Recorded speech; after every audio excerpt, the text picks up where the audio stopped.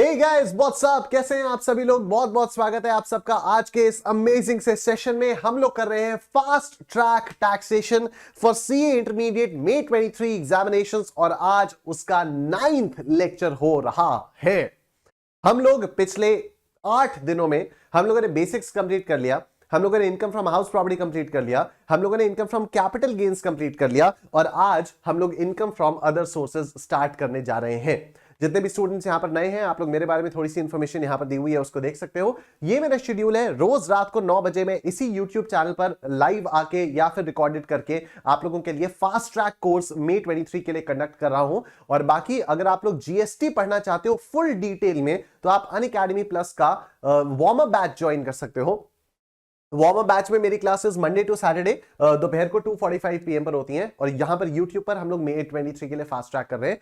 GST मैं fast track course में definitely cover करवाऊंगा, लेकिन वो थोड़ा फास्ट ट्रैक मोड में होगा। अगर आप लोग डिटेल वे में करना चाहते हो तो फिर आप ये वार्म अप बैच को ज्वाइन कर सकते हो, राइट। इसके लिए आपको सब्सक्रिप्शन लेना होगा। सब्सक्रिप्शन कैसे लेना है वो मैं क्लास के एंड में आप लोगों को बताऊंगा। इस वीडियो के डिस्क्रिप्शन में आप लोगों को एक स्ट्रैटेजी सेशन का लिंक मिलेगा। मे 23 वाले स्टूडेंट्स के लिए मैंने एक स्ट्रैटेजी सेशन लिया था, जिससे आप लोग ये डिसाइड कर सकते हो कि आपको सिंगल ग्रुप देना चाहिए या बोथ ग्रुप्स देना चाहिए, depending upon where you are landing right now, where you are right now. तो आप लोग उस स्ट्रैटेजी सेशन को भी देख सकते हो, जरूर देखना चाहिए। इनफैक्ट मैं तो कहता हूं, क्योंकि उसमें मैंने रिविजन करने का तरीका बताया हुआ है। तो रिविजन करने का जो तरीका है वो आप स्ट्रैटेजी सेशन में देखो, जरूर देखो, और उसी तरह से आपको ये फास्ट ट्रैक क्लासेस का भी रिवीजन कर लेना चाहिए। बाकी ये पूरा का पूरा फास्ट ट्रैक कोर्स जो है उससे रिलेटेड जो भी प्लेलिस्ट है उसका डिस्क्रिप्शन, उसका जो लिंक है आपको इस वीडियो के डिस्क्रिप्शन में मिल जाएगा। और जो भी मैं यहां पर नोट्स यूज करता हूं वो नोट्स भी आपको इस वीडियो के डिस्क्रिप्शन में मिल जाएंगे, राइट। जितने भी स्टूडेंट्स ने आज पहली बार ज्वाइन किया होगा मैं आपको बता देता हूं, डिस्क्रिप्शन में दिए हुए लिंक से आप नोट्स को डाउनलोड कर सकते हो। उन नोट्स में आप लोगों को कुछ कुछ क्वेश्चंस के आगे जो सॉल्यूशंस है, सॉल्यूशंस में ब्लैंक स्पेसेस दिखाई देंगी। Those are the questions which I am going to cover in the classes. बाकी जितने भी क्वेश्चंस हैं उनमें आपको पूरा सॉल्यूशन करके दिया हुआ है। तो जो भी क्लासेस में मैं क्वेश्चंस डिस्कस करूंगा उनके बाद आप वो बाकी वाले क्वेश्चंस अपने आप से अटेम्प्ट कर सकते हो, right? So we are covering everything in these fast track classes. It's just कि number of questions जो हम लोग यहाँ पर डिस्कस करेंगे वो कम है, और जो भी हम लोग कॉन्सेप्ट्स को डिस्कस कर रहे हैं वो एकदम एग्जाम ओरिएंटेड डिस्कशन चल रहा है, और इधर उधर की बातें हम लोग यहाँ पर नहीं कर रहे हैं, और स्पीड थोड़ी सी फास्ट है। बाकी अगर आपने पहले कभी नहीं भी पढ़ा है तब भी आपको ये समझ में आ जाना चाहिए, राइट। लेकिन बाकी के क्वेश्चंस प्लीज जरूर से आप लोग रिवाइज करते रहिएगा।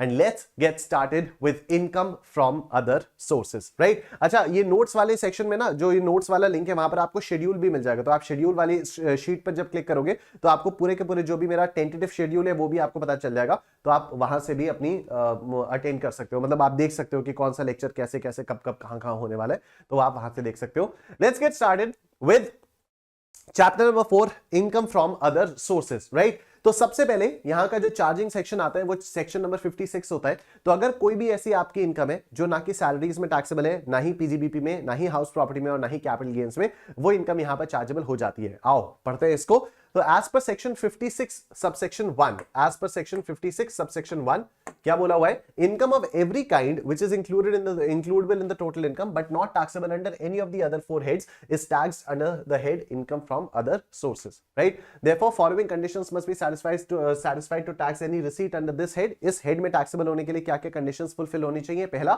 such receipt must be income, पहली बात तो इनकम होनी चाहिए। दूसरा, such income must not be exempt as per any of the provisions of the act, तो ऐसा नहीं होना चाहिए कि ये इनकम किसी भी और प्रोविजन के साथ एग्जेम्प्ट है। दूसरा, the such income must not be taxed as income under any other heads of income, तो पता लगा ऐसा नहीं होना चाहिए कि कोई इनकम आपने कैपिटल गेन्स में भी टैक्स कर ली, कोई इनकम आपने यहां पर इनकम फ्रॉम अदर सोर्सेज में भी टैक्स कर ली, ऐसा नहीं होना चाहिए। टैक्सेबिलिटी ऑफ गिफ्ट्स, सबसे पहले हम लोग जो बात करेंगे वो करेंगे हम लोग टैक्सेबिलिटी ऑफ गिफ्ट्स के बारे में, ठीक है। अगर आपको गिफ्ट मिलता है तो उसकी टैक्सेबिलिटी किस तरह से होती है? तो देखो, गिफ्ट्स आपको 3 तरीकों से मिल सकता है। गिफ्ट आपको पैसे के फॉर्म में मिल सकता है, गिफ्ट आपको मूवेबल प्रॉपर्टी के फॉर्म में मिल सकता है, और गिफ्ट आपको इमूवेबल प्रॉपर्टी के फॉर्म में मिल सकता है। बात करते हैं सबसे पहले पैसे के बारे में, ठीक है। तो अगर आपको साल भर में टोटल मॉनेटरी गिफ्ट 50,000 से ज्यादा का मिलता है, अगर आपको साल भर में टोटल मॉनेटरी गिफ्ट 50,000 से ज्यादा का मिलता है, तो 50,000 से ज्यादा का जितना भी अगर मिलता है तो वो टोटल वैल्यू पर आपकी टैक्सेबिलिटी लग जाती है। तो सपोज मेरे को किसी दोस्त ने 10,000 दिया, किसी और दोस्त ने 15,000 दिया, किसी और दोस्त ने 20,000 दिया एंड सो ऑन, और ऐसे करते करते टोटल 60,000 रुपीज की गिफ्ट्स मेरे को मिले इस साल में, तो पूरे के पूरे 60,000 पर अब टैक्स लगेगा, सिर्फ डिफरेंशियल 10,000 पर नहीं, पूरे के पूरे 60,000 पर टैक्स लगेगा, right? So if the aggregate cash gifts received by a person in a financial year exceeds 50,000 rupees, then the entire sum is chargeable to tax under the head income from other sources. उसके बाद movable property के बारे में बात करते हैं। तो movable property अगर हम लोगों को मिलती है तो मूवेबल प्रॉपर्टी ना दो तरीके से मिल सकती है, या तो किसी ने मूवेबल प्रॉपर्टी एकदम दे दी फ्री ऑफ कॉस्ट, तो अगर उस मूवेबल प्रॉपर्टी की फेयर मार्केट वैल्यू 50,000 से ज्यादा है तो जितनी भी उसकी फेयर मार्केट वैल्यू है उस पर टैक्स लगेगा, राइट? दूसरा हो सकता है कोई मूवेबल प्रॉपर्टी दे सस्ते में, ठीक है, हो सकता है कोई सस्ते में मूवेबल प्रॉपर्टी दे दे, तो जो भी फेयर मार्केट वैल्यू है माइनस द कंसिडरेशन, किसी ने मेरे को अगर फेयर मार्केट, किसी ने अगर मेरे को सस्ते में कोई मूवेबल प्रॉपर्टी बेची, सपोज 100 रुपए में कोई मूवेबल प्रॉपर्टी बेची मेरे को, राइट, और जो एक्चुअल उसकी फेयर मार्केट वैल्यू है वो सपोज 55,000 रुपए, जो फेयर मार्केट वैल्यू है 55,000 रुपीज है, तो 55,000 माइनस जितना 100 रुपए मेरे से चार्ज किया उसने, चलो 1,000 मान लो, तो 55,000 माइनस 1,000 जितना डिफरेंस है, मतलब एक तरह से कह सकता हूं कि 54,000 का गिफ्ट हो गया, राइट? अगर किसी ने मेरे को मूवेबल प्रॉपर्टी गिफ्ट की और मेरे से 1,000 रुपए कंसिडरेशन चार्ज किया, तो ये बोलेगा कि नहीं नहीं मैंने गिफ्ट थोड़ी किया है, मैंने तो आपको बेचा है, अब मैं सस्ते में बेच रहा हूं वो मेरी मर्जी है,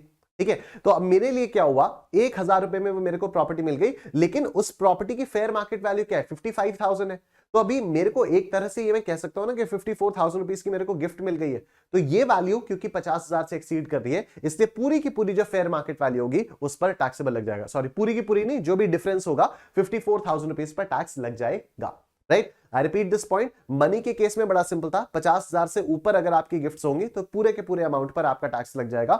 मूवेबल प्रॉपर्टी के केस में दो तरीके से मूवेबल प्रॉपर्टी को गिफ्ट किया जा सकता है। पहला, मूवेबल प्रॉपर्टी आपने दे दी फ्री ऑफ कॉस्ट, तो अगर उसकी मूवेबल प्रॉपर्टी की फेयर मार्केट वैल्यू 50,000 से ज्यादा है तो उस पर पूरे के पूरे पर टैक्स लगाओगे आप।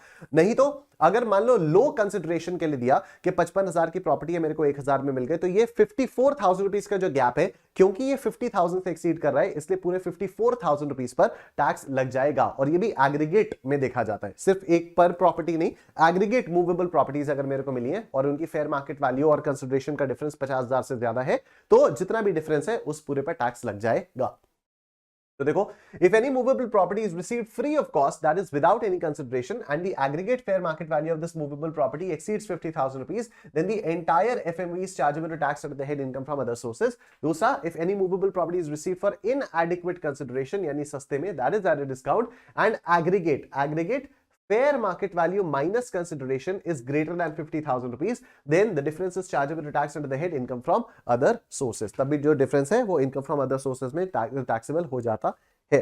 अब सवाल उठता है कि यार ये मूवेबल प्रॉपर्टी हम लोग बोलते किसको है, ठीक है? तो देखो, कैपिटल गेन्स में पर्सनल इफेक्ट्स के 6 एक्सेप्शंस मैंने आपको बताए थे, जेडीपी साओ, ठीक है? कैपिटल गेन्स में पर्सनल इफेक्ट्स वाला जो सेक्शन था, जो हम लोगों ने कैपिटल गेन्स अभी खत्म किया है, कल खत्म किया है, तो उसमें मैंने आप लोगों को बताया था कि 6 मूवेबल पर्सनल इफेक्ट्स के एक्सेप्शंस होते हैं, मतलब उनको कैपिटल एसेट्स मान लिया जाता है, और वो कौन से थे? JDP Sao, jewellery, drawing, painting, sculpture, archaeological collection, any other work of art, right? यहां पर 3 और जुड़ जाते हैं, जे से पहले एसएस और एंड में एकदम बी, राइट? तो एसएस जेडीपी साओब ये हो जाता है। तो एस बोले तो shares, securities, jewellery, drawing, painting, sculpture, archaeological collection, any other work of art और बुलियन। तो एसएस जेडीपी साओब यही आपकी मूवेबल प्रॉपर्टीज होती है। तो आप देखो, मूवेबल प्रॉपर्टीज की ये जो लिस्ट है ना, ये एक एग्जॉस्टिव लिस्ट है। एग्जॉस्टिव लिस्ट का मतलब होता है कि अगर इसके अलावा कोई भी और मूवेबल प्रॉपर्टी आपको गिफ्ट की जाएगी तो उस पर इनकम फ्रॉम अदर सोर्सेज के हिसाब से टैक्सेबिलिटी नहीं होगी, चाहे उसकी वैल्यू कितने की भी हो, राइट? मतलब अगर मैं आपको 1 करोड़ रुपए की कार गिफ्ट कर दूं तो फिर आप पर कोई इनकम फ्रॉम अदर सोर्सेज में टैक्स नहीं लगेगा, ठीक है? अब आई नो कई सारे लोगों के मन में चल रहा होगा, सर दे दो, उतना मेरे पास होना चाहिए पहले, ठीक है? तो अगर मैं आपको 1 करोड़ रुपए की कार गिफ्ट करता हूं तो क्या इस 1 करोड़ रुपए की कार पर आपके ऊपर टैक्स लगेगा? तो the answer is no. Why not? क्योंकि car is not covered under the definition of movable property, right? Car इसमें एसएसजेडीपी साउब में नहीं आती है। अच्छा, आगे देखते हैं। This is an exhaustive list, ये वाली बात हो गई। उसके बाद हम बात करते हैं टैक्सेबिलिटी ऑफ इमूवेबल प्रॉपर्टी के बारे में, राइट? तो अगेन यहां पर दो तरीके से इमूवेबल प्रॉपर्टी को गिफ्ट किया जा सकता है। एक तो ये कि मैंने आपको पूरा का पूरा अपना मकान दे दिया और आपसे 1 पैसा भी नहीं लिया, तो अगर उस मकान की स्टैंप ड्यूटी वैल्यू 50,000 से ज्यादा होगी तो फिर पूरे के पूरे स्टैंप ड्यूटी वैल्यू पर टैक्स देना पड़ जाएगा आपको, राइट। दूसरा, अगर मैंने आपको मकान बेचा और आपसे कम पैसे लिए, तो अब देखो यहां पर दो चीजें हैं। अगर पहली चीज, स्टैंप ड्यूटी वैल्यू और कंसिडरेशन का डिफरेंस देखेंगे। स्टैंप ड्यूटी वैल्यू और कंसिडरेशन का डिफरेंस अगर 50,000 से ज्यादा आया, पहली चीज, और दूसरी चीज, स्टैंप ड्यूटी वैल्यू कंसिडरेशन के 110% से ज्यादा है। दोनों कंडीशन सैटिस्फाई होनी चाहिए, ठीक है, दोनों कंडीशन सैटिस्फाई होनी चाहिए। पहली कंडीशन क्या है? पहली कंडीशन कि stamp duty value minus consideration 50,000 से ज्यादा है, एंड दूसरी कंडीशन क्या है कि stamp duty value is greater than 110% of the consideration. अगर ऐसा है तो stamp duty value minus consideration पर आईएफओएस में टैक्स लग जाएगा, ठीक है, क्योंकि जितना डिफरेंस होगा उतनी ही की तो गिफ्ट मानी जाएगी, राइट, जितना डिफरेंस होगा उतने की ही गिफ्ट मानी जाएगी। तो मैं फिर से बता रहा हूं, अगर डिफरेंस 50,000 से ज्यादा है और स्टैंप ड्यूटी वैल्यू कंसिडरेशन के 110% से ज्यादा है, तो जो भी डिफरेंस है यानी जो गिफ्ट वाला अमाउंट है उस पर टैक्सेबिलिटी हो जाएगी। अच्छा, अब देखो यहां पर एक अमेंडमेंट आया था जो आपके अटेम्प्ट के लिए रेलेवेंट नहीं होना चाहिए, बट फिर भी मैं आप लोगों को बता देता हूं। रेलेवेंट क्यों नहीं होगा वो भी अभी आपको समझ में आएगा। तो दी अमेंडमेंट वाज कि कोविड के समय पर रियल एस्टेट सेक्टर में काफी डिक्लाइन आया था, right. Nobody was buying houses, obviously जैसे कोविड हुआ 2020 में 21 में, तो नोबडी वाज बाइंग हाउसेस। तो यहां पर सब लोगों ने कहा, जो भी हमारे बिल्डर्स थे उन्होंने कहा फाइनेंस मिनिस्टर से कि यार कुछ तो करो। तो फाइनेंस मिनिस्टर ने कहा कि अगर ये कंडीशन सैटिस्फाइड है, then SDV needs to be greater than 120% of the consideration instead of 110% of the consideration to attract taxability, right? यहां पर हमने देखा ना कि SDV should be greater than 110% of the consideration। तो यहां पर फाइनेंस मिनिस्टर ने एक और बेनिफिट दिया कि चलो 10% का बैंड नहीं 20% के बैंड को मैं अलाउ कर देती हूं, राइट। तो यहां पर क्या हुआ, अगर आपकी इमूवेबल प्रॉपर्टी एक रेजिडेंशियल यूनिट है, अगर ये जो कंसिडरेशन आपको मिल रहा है, if it is received from a person for whom this was a stock in trade. अच्छा, तो ये जो मूवेबल प्रॉपर्टी है ये आपको किससे मिल रही है? उससे मिल रही है जिसके लिए स्टॉक इन ट्रेड था। मैंने आपको बताया ना, बिल्डर्स के लिए था, ये बिल्डर्स के लिए था, ठीक है। तो अगर मैं आपको अपनी कोई हाउस प्रॉपर्टी बेच देता हूं, तो क्या ये हाउस प्रॉपर्टी मेरे लिए स्टॉक इन ट्रेड था? नहीं, ये हाउस प्रॉपर्टी मेरे लिए कैपिटल एसेट था। तो फिर क्या हम एसडीवी ग्रेटर देन 120% वाला देखेंगे? नहीं देखेंगे, ठीक है। दो कंडीशंस कौन कौन सी हुई? पहला, immovable property is a residential unit. दूसरा, it should be received from a person for whom this was a stock in trade. तीसरा, it is received by a person for whom this will be a capital asset, ठीक है। DLF से अगर आपने मकान खरीदा तो मकान आपने और फर्दर बेचने के लिए नहीं खरीदा। मतलब अगर आप बिल्डर से मकान खरीद रहे हो तो आप उसको एज अ स्टॉक रखने के लिए नहीं खरीद रहे हो, आप उसको यूज के लिए खरीद रहे हो, मतलब that should be your capital asset. और चौथी, the residential unit is transferred during the period between 12th November 2020 and 30th June 2021। तभी मैं आपसे कह रहा था कि ये वाला अमेंडमेंट जो है ये आप लोगों के लिए उतना रेलेवेंट या उतना एप्लीकेबल नहीं होगा, क्योंकि हमारे सिलेबस में जो फाइनेंशियल ईयर है वो 22-23 है, ये तो 21-22 में खत्म हो गया, ठीक है। ये वाला 21-22 में खत्म हो गया, ठीक। एनीवे, लेकिन थोड़ा बहुत रेलेवेंसी ये आ सकती है इसमें कि 21 में अगर सपोज 1 अप्रैल 21 से 30 जून 21 के बीच में बता दिया कि इतने में खरीदा था, तो फिर आप देख सकते हो कि उस समय आईएफओएस में टैक्स लगा होगा या नहीं, तो उस समय कॉस्ट क्या मानेंगे वगैरह वगैरह। चलो आज क्वेश्चंस देखेंगे तो आपको और क्लैरिटी के साथ चीजें समझ में आएंगी, राइट। तो देखो बात क्या है कि अगर रियल एस्टेट, अगर जो इमूवेबल प्रॉपर्टी है उसका ट्रांसफर हो रहा है, नॉर्मली क्या सीन है? नॉर्मली ये है कि अगर इमूवेबल प्रॉपर्टी की स्टैंप ड्यूटी वैल्यू 50,000 रुपए से ज्यादा है तो स्टैंप ड्यूटी वैल्यू पर टैक्स लग जाएगा। दूसरी चीज क्या है कि अगर स्टैंप ड्यूटी वैल्यू और कंसिडरेशन का जो डिफरेंस है वो 50,000 रुपए से ज्यादा है और साथ ही साथ stamp duty value is greater than 110% of the consideration, तो जो भी आपका डिफरेंस वाला अमाउंट है उस पर टैक्स लग जाएगा। पर कोविड टाइम्स में रियल एस्टेट सेक्टर को बूस्ट करने के लिए हमारे फाइनेंस मिनिस्टर ने क्या कहा था कि चलो 110% की जगह 120% देखेंगे, तो कंसिडरेशन से 20% कंसिडरेशन जो है आप स्टैंप ड्यूटी का 20% कम रख सकते हो। यही मतलब हुआ इसका कि consideration plus 20% of the consideration अगर स्टैंप ड्यूटी से कम है तभी हम डिफरेंस पर टैक्स लगाएंगे। अब इसके लिए 4 कंडीशंस बताई। 4 कंडीशंस कौन कौन सी बताई कि पहली बात तो ये जो इमूवेबल प्रॉपर्टी है ये एक रेजिडेंशियल यूनिट होनी चाहिए। जो आपको इमूवेबल प्रॉपर्टी मिली है सस्ते में, ये एक रेजिडेंशियल यूनिट होनी चाहिए। दूसरी, ये इमूवेबल प्रॉपर्टी आपको किसी एक ऐसे बंदे से मिली हुई होनी चाहिए जिसके लिए ये immovable property stock in trade थी, जिसके लिए ये प्रॉपर्टी स्टॉक इन ट्रेड थी। तीसरी कंडीशन, आपके लिए इमूवेबल प्रॉपर्टी कैपिटल एसेट होना चाहिए। और चौथी कंडीशन कि ये इस पीरियड से 12 नवंबर 2020 से 30 जून 2021 के बीच में ट्रांसफर हुई होनी चाहिए। आगे देखते हैं। Such transfer is by way of first time allotment of the residential unit। ये पांचवी कंडीशन है। पांचवी कंडीशन क्या है कि ये फर्स्ट टाइम अलॉटमेंट है, मतलब नया नया मकान होना चाहिए। फर्स्ट टाइम अलॉटमेंट मतलब नया नया मकान। ऐसा नहीं होना चाहिए कि आज मैंने डीएलएफ से खरीदा, फिर मैंने डीएलएफ से कहा कि यार नहीं यार इसमें मजा नहीं आ रहा, आप मेरा पैसा वापस करो। ठीक है, तो फर्स्ट टाइम अलॉटमेंट होना चाहिए। फर्स्ट टाइम अलॉटमेंट मतलब नया नया मकान बनाकर रखा हुआ है, तो उसके लिए ये होगा। और दूसरा, कंसिडरेशन पेड और payable for such transfer is less than और equal to 2 crore rupees, right. तो इन इमूवेबल प्रॉपर्टी अगर मेरे को मिल रही है तो 2 या 2 करोड़ से कम, 2 करोड़ या 2 करोड़ से कम मेरे को कंसिडरेशन पे की होनी चाहिए।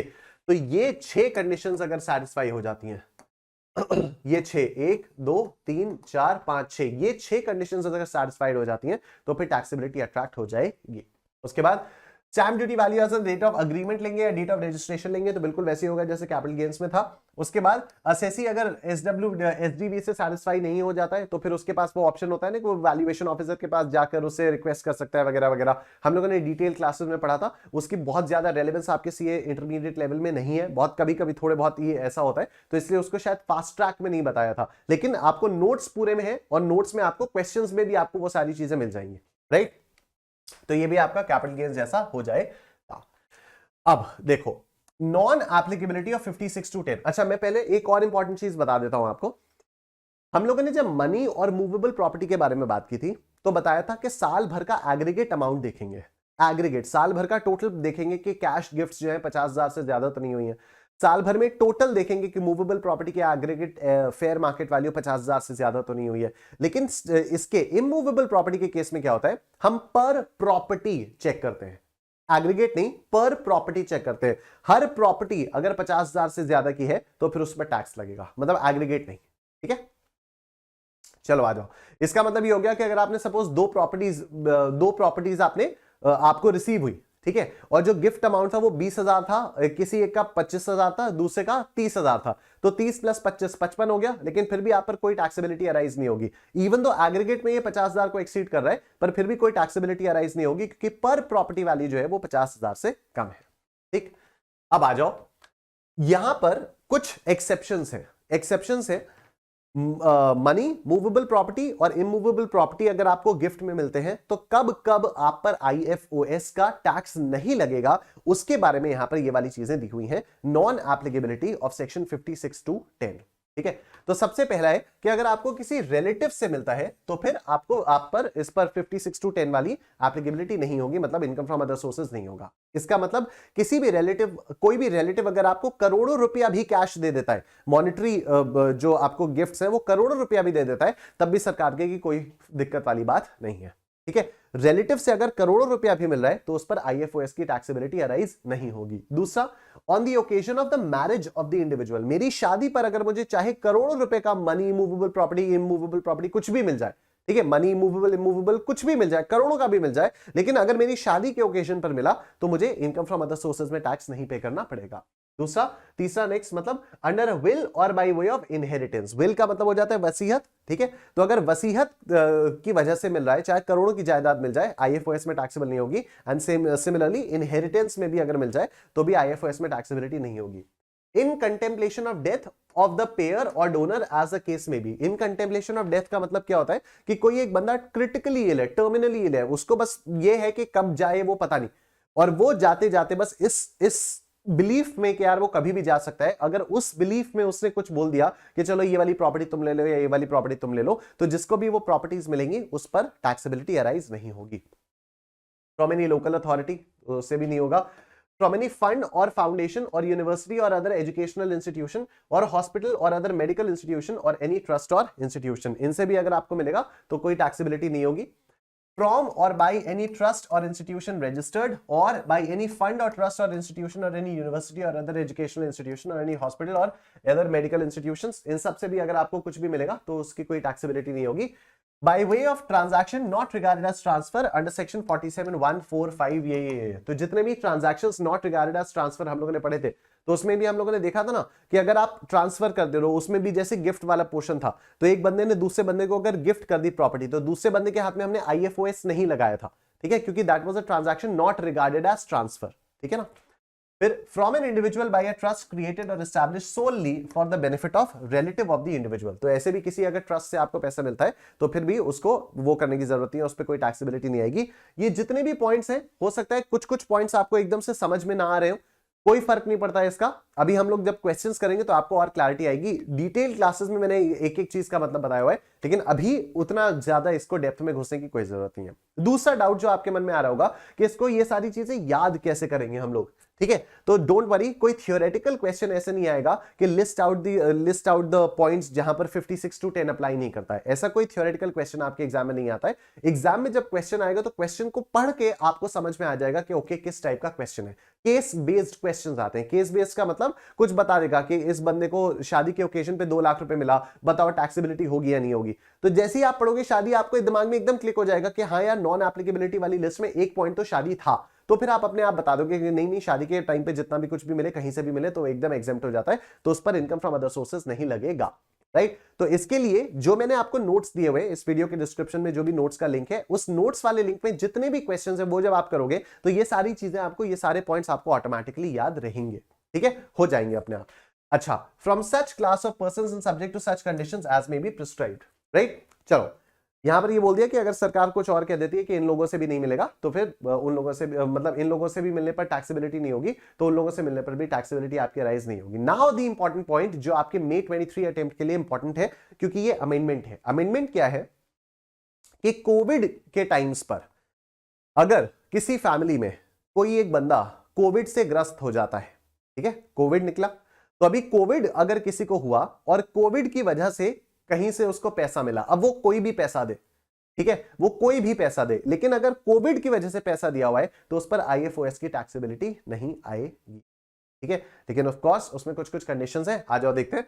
तो ये पॉइंट है, any sum of money received by an individual from any person, किसी एक इंडिविजुअल को किसी भी बंदे से मिला, in respect of any expenditure actually incurred by him on his medical treatment or treatment of any member of his family for any illness related to COVID-19 would not be chargeable to tax subject to conditions notified by the central government, ठीक है। तो अगर मुझे किसी से भी, any person से कोई भी पैसा मिलता है, क्यों पैसा मिलता है, क्योंकि मेरे को कोविड हुआ या मेरी फैमिली में किसी को कोविड हुआ और उस पैसे से मुझे या तो अपना इलाज करवाना है कोविड वाला, या तो अपनी फैमिली के किसी भी मेंबर को का इलाज करवाना है कोविड वाला, तो ये पैसा टैक्सेबल नहीं होगा under the head income from other sources, ठीक है।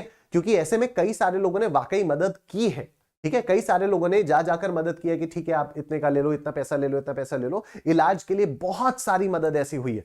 तो अगर उसमें ये होने लग जाए कि अच्छा नॉन रिलेटिव से 50,000 से ज्यादा का आपको मॉनेटरी कंसिडरेशन मिला, तो मतलब आओ इस पर IFOS दो, तो ये बहुत गलत हो जाएगा। पर कंडीशंस क्या क्या है देखो, एक बार फिर से पॉइंट पढ़वा दे रहा हूं। Any sum of money received by an individual, किसी भी इंडिविजुअल को मिला हुआ होना चाहिए, from any person in respect of any expenditure actually incurred, जितना पैसा मैंने एक्चुअली इनकर किया है, किसमें, by him on his medical treatment और treatment of any member of his family for any illness related to COVID-19 would not be chargeable to tax subject to the conditions notified by the central government, right। यहां तक का जो point है ये मैंने मंजिल batch में भी आप लोगों को पढ़ाया था, ठीक है। अगर आप में से कोई किसी ने भी मंजिल बैच ज्वाइन किया होगा तो यहां तक का पॉइंट मैंने आप लोगों को बताया था, क्योंकि यहां तक की चीज नवंबर 22 में ही इंस्टीट्यूट दे चुका था। यहां तक की चीज नवंबर 22 के लिए नहीं था, लेकिन ये जो May 23 का आपका स्टडी मटेरियल आया था ना, तो स्टडी मटेरियल में ये वाला पॉइंट मेंशन था। लेकिन उसके बाद ये जो लिखा है ना, accordingly the central government has specified that for such purpose the individual has to keep a record of the following documents namely ये वाला जो पोर्शन है, ये अभी रिसेंटली May 23 के लिए ICAI ने अपडेट निकाला है, उसमें से ये वाली चीज मैंने ली है, ठीक है। तो अगर आप ICAI में स्टैट्यूटरी अपडेट वाले में जाओगे, ICAI की वेबसाइट पर BOS नॉलेज पोर्टल में आप स्टैट्यूटरी अपडेट पर जाओगे तो आप लोगों को वहां पर दिख जाएगा relevant for May 23 CA intermediate examinations, वहां से मैंने ये वाली चीज उठाई है, नीचे वाली अकॉर्डिंगली वाली, ठीक। तो देखो यहां पर क्या लिखा है, subject to conditions notified by the central government. तो अब सेंट्रल गवर्नमेंट ने क्या कंडीशंस नोटिफाई की हैं वो यहां पर लिखा हुआ है। Accordingly the central government has specified that for such purpose, इस टाइप के आईएफओएस में टैक्सेबिलिटी नहीं लेने के लिए the individual has to keep a record of the following documents, namely कौन कौन से डॉक्यूमेंट्स का इसको रिकॉर्ड रखना होगा। Number 1, the COVID-19 positive report of the individual or his family member or medical report if clinically determined to be COVID-19 positive through investigations in a hospital or an inpatient facility by a treating physician for a person so admitted। Simple सा मतलब है COVID-19 आपको हुआ था उसका कोई proof चाहिए, ठीक है। तो अगर आपने कोविड की आपने रिपोर्ट आपने कोविड का टेस्ट करवाया और टेस्ट करने के बाद ये कोविड-19 की पॉजिटिव रिपोर्ट आपके पास आ गई, तो उस रिपोर्ट को आप बनाकर रखो, उस रिपोर्ट को आप अपने पास रखो। दूसरा, किसी एक हॉस्पिटल में आपने टेस्ट करवाया और हॉस्पिटल वालों ने आपको डिटरमिन किया, मतलब आप पेशेंट थे, ठीक है। जैसे मेरे दादाजी को ब्रेन हेमरेज हुआ कोविड के टाइम पर ही, ये 20 नवंबर 2020 के आसपास मेरे दादाजी को ब्रेन हेमरेज हुआ, राइट। तो अब ब्रेन हेमरेज के लिए उनको हॉस्पिटलाइज किया गया। अब हॉस्पिटलाइज किया गया तो वहां पर भी टेस्ट हुआ था कोविड का, ठीक है, वहां पर टेस्ट हुआ तो वो इन पेशेंट थे, देख रहे हो आप, इन पेशेंट थे, वो हॉस्पिटल के अंदर एडमिटेड थे, तो he was a patient in that hospital और फिर उनका कोविड का टेस्ट किया गया था, राइट। तो अगर ऐसा है और बाई चांस वो तो बाय गॉड्स ग्रेस उनको कोविड हुआ नहीं and he is absolutely fine now, thank God for that. लेकिन अगर मान लो हो जाता या कुछ भी होता तो उसके लिए अगर कहीं से पैसा मिलता, मतलब ये वाला डॉक्यूमेंट हम लोगों को लेकर रखना था, ठीक है। दूसरा, all necessary documents of medical diagnosis or treatment of the individual of a family member due to COVID-19 or illness related to COVID-19 suffered within 6 months from the date of being determined as a COVID-19 positive, ठीक है। तो यहां पर ये क्या होगा कि वो सारी की सारी डिटेल्स आपको, जो भी ट्रीटमेंट की डिटेल्स है, मेडिकल डायग्नोसिस की डिटेल्स है, जिस दिन आप कोविड-19 पॉजिटिव हुए उसके 6 महीने के अंदर अंदर जितना भी कोविड-19 के ट्रीटमेंट से रिलेटेड सामान था वो सारा का सारा आप लोगों को रखना होगा। तभी हम ये मानेंगे कि हाँ ठीक है, जो पैसा मिला आपको वो कोविड-19 से रिलेटेड मिला। नहीं तो आप सोचो ना, सरकार को कैसे पता चलेगा। तो ये सारे डॉक्यूमेंट्स आपको रखने होंगे। फिर देखो, the details of the amount so received in any financial year has to be furnished in the prescribed form to the income tax department within 9 months from the end of the such financial year or 31st December 2022, whichever is later, right। तो क्या हुआ कि जो भी आपको इस time में पैसा मिला उस पैसे की इंफॉर्मेशन आपको इनकम टैक्स डिपार्टमेंट को देनी होगी। कब दोगे? With in 9 months from the end of such financial year. तो अगर सपोज फाइनेंशियल ईयर 21-22 में कोविड हुआ, ठीक है, फाइनेंशियल ईयर सपोज 21-22 में, चलो हम 22-23 के बारे में बात कर रहे हैं, तो फाइनेंशियल ईयर 22-23 में अगर कोविड हुआ तो 22-23 के खत्म हो जाने के बाद यानी 31 मार्च 2023 के बाद 9 महीने के अंदर अंदर ये सारी डिटेल्स सरकार को जमा करनी होगी, या फिर 31 दिसंबर 2022 विच एवर इज लेटर। तो लेटर में तो वही आएगा 31 मार्च 23 के 9 महीने बाद का, तो मतलब 31 दिसंबर 2023 आ जाएगा। तो that would be the date जहां पर आपको अमाउंट जितना भी आपको मिला उसकी डिटेल्स आपको सरकार को बतानी होगी। नेक्स्ट देखो, any sum of money received by a member of the family of a deceased person, any sum of money received by a member of the family of a deceased person, जिस बंदे की कोविड-19 की वजह से death हो चुकी है, अगर उस बंदे की फैमिली मेंबर को कुछ भी पैसा मिलता है, कहां से मिलता है? From the employer of the deceased person. अगर उस डिसीज्ड पर्सन की जिसकी डेथ हुई है उसके एम्प्लॉयर से पैसा मिलता है, कितने का भी मिले कोई फर्क नहीं पड़ता, कितने का भी मिले without any limit, 10 crore 1 crore 2 crore, कितने का भी मिले कोई फर्क नहीं पड़ता। या फिर फ्रॉम एनी अदर पर्सन और persons to the extent that such sum और aggregate of such sums is less than equal to 10 lakh rupees, ठीक है। एम्प्लॉयर पर कोई रेस्ट्रिक्शन नहीं है, लेकिन अगर किसी की डेथ हो जाने के बाद उसकी फैमिली को कोई और पैसा दे रहा है तो 10 लाख या 10 लाख से कम का अगर पैसा है तब आईएफओएस पर कोई टैक्सेबिलिटी नहीं आएगी, 10 लाख के ऊपर टैक्सेबिलिटी आ जाएगी। would not be chargeable to tax where the cause of death of such person is illness related to COVID-19 and the payment is, अब वो पेमेंट किस तरह से आना चाहिए? Payment is received within 12 months from the date of death of such person।